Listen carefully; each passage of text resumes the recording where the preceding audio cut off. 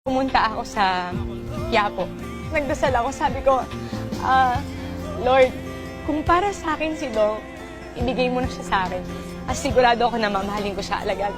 Pero kung hindi para sa akin, huwag na lang kasi ayoko masaktan.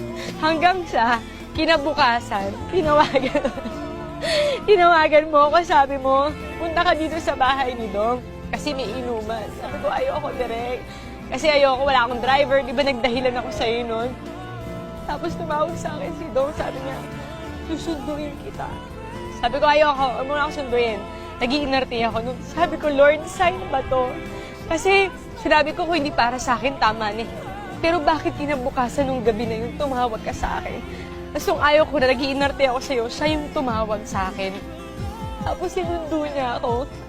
Nandun tayo sa Spencer. Nakauwi na kayong lahat.